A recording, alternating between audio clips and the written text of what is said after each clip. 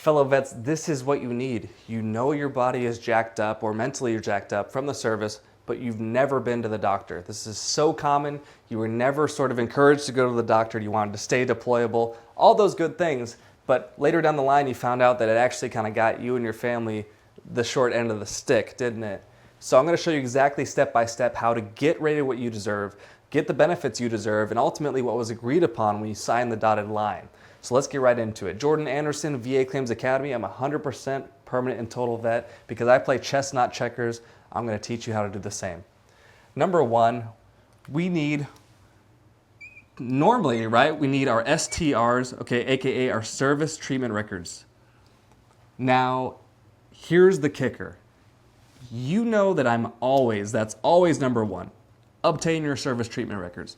But am I going to send you on a wild goose chase with the National Archives to wait 6 months to get your records from in-service? This is from your active duty service, your medical records. When you know for a fact that you've never been to the doctor, heck no. Okay? If you know for a fact that there's nothing in those service treatment records, forget about it. Okay? Forget about it. Number two is where we make our money. Again, if you know that you haven't been to the doctor, don't even bother requesting your service treatment records if there's nothing in there. Here's where we need to focus.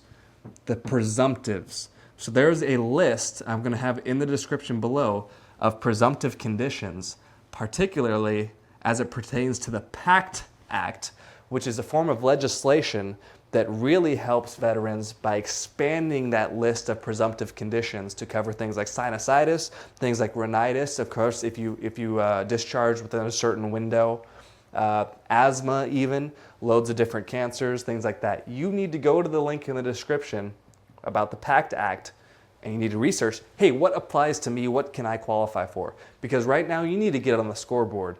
We have a lot of making up to do. If you have nothing in your records, because this system is a bureaucracy. It doesn't reflect reality, it reflects paper trail. So you're starting with zero paper, we got a lot of work to do. I'm gonna show you. Make sure you stay till the very end because there's something huge that's not written on the board here that can make you an extra 70% rating. So stay tight right here, sit tight. Now, three, here's the deal. You have sinusitis symptoms, okay? You would probably been suffering sinusitis for years, but you don't have a current diagnosis because you still haven't gone to the doctor. You haven't gone to the doctor in service and you're still not going to the doctor, but somehow you're wanting to get VA disability income. Guess what you need to do? You need to get your butt to the doctor. Get to the doctor. Let's say, hey, I don't have anything diagnosed from this presumptive list, but I know that I have sinus infections and sinus attacks and sinus pressure all the time, okay? I probably have sinusitis because you're being honest with yourself. Get your butt to the doctor, get a current diagnosis for sinusitis, which is a presumptive condition. This also applies if you were diagnosed with sinusitis, but it was 15 years ago and you haven't gone to the doctor since. Guess what? If you want to file this claim, you need to be current because it shows that you're actually getting treated for this presumptive condition and that you still have it. So get your butt to the doctor. That is number three. Number four, we need to talk about, this is huge because it can get you an extra 70%, okay? Number four, we're going to talk about combat-related PTSD. Combat-related PTSD is unique in the VA rating space because you do not need a stressor event. You don't need evidence, rather, of a stressor event in order to get qualified for combat-related PTSD. What I mean is this. If someone had PTSD from a car accident while in service, the VA is going to want to see a police report, they're going to want to see evidence, they're going to want buddy letters for, hey, that this event actually happened.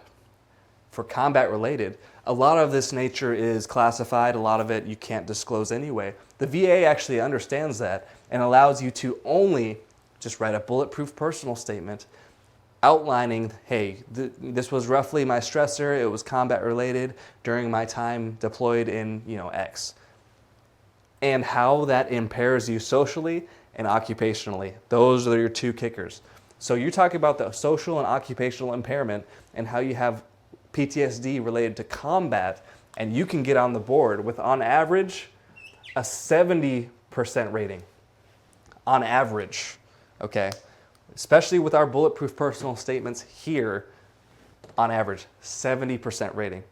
Which, by the way, for sinusitis and rhinitis, which are two of the presumptives now in the PACT Act, those are personal statement templates that I have added to the course, so you can feel free to absolutely take advantage of those. I added those about a week ago, maybe a couple days ago, so absolutely take advantage.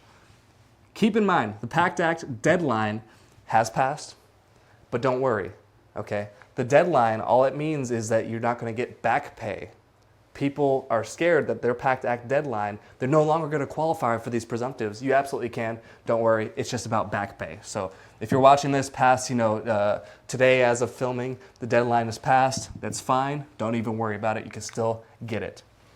So here we have. Now we have something to build on. Here's where it gets really cool. So let's say you use the personal statement templates. Okay, you have sinusitis. You get diagnosed because you got your butt to the doctor. Now you have sinusitis. Okay, but you also suffer from headaches, but headaches is not on the list of presumptive conditions. What do? Hey, your sinus pressure could be causing your headaches. All you have to do is get a nexus letter stating that it's at least as likely as not, 50% toss-up, that your sinus, your headaches are caused by your sinusitis, your chronic sinusitis. These headaches put you out of commission multiple times per month, and maybe you miss a couple hours of work because you have headaches. That is what qualifies for a 50% rating. So now you have a 50% rating tied to your sinusitis, which is presumptive, which maybe you only got 10% for, okay? And now you have maybe a combat-related PTSD, or guess what? If you don't have combat-related PTSD, but you have these headaches affect you mentally, okay? Now we have a chronic pain syndrome or a somatic symptom disorder claim that we can claim secondary to our headaches, which guess what? Also averages that 70% rating on top of that 50%, just because we got something service-connected that was on the presumptive list. This is how important it is to get on the board, because we can build on top of that and really start playing chess. Fellow vets, if this helped you out, please hit that like button and share it with a fellow veteran who needs it, more importantly, okay? Share it to your Facebook, wherever you have fellow veterans that need to hear this. Trust me, because there are so many that have not gone to the doctor and they need to hear this message. Other than that, by the way, if you have nothing diagnosed on your service, I know that the link to VA Claims Academy is in the description. If you have nothing diagnosed, do not sign up for VA Claims Academy. You need to first check your presumptives list and then get your butt to the doctor. Once you have diagnoses, at that point, boom, it's going to be so worth it for you. Let's get going. But until then, hold off, tactical pause. There's things that need to happen first. Fellow vets, I'll see you in the next one. Cheers.